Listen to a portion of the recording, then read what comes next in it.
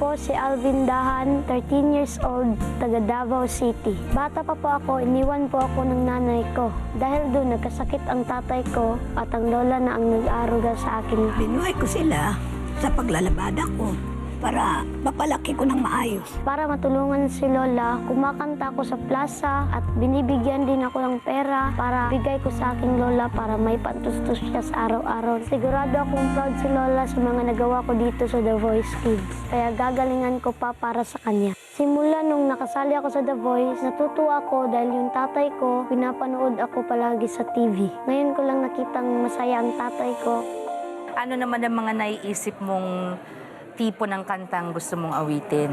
Yung mga birit song ko. Ang napili ko for you, yung pinaka-favorite ko talaga, pangarap ko ang ibigin ka.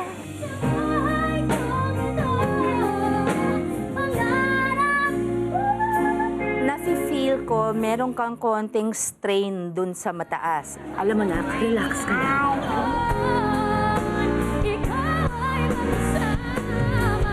Huwag tayong gumawa ng madidistract sila sa galing mo, anak.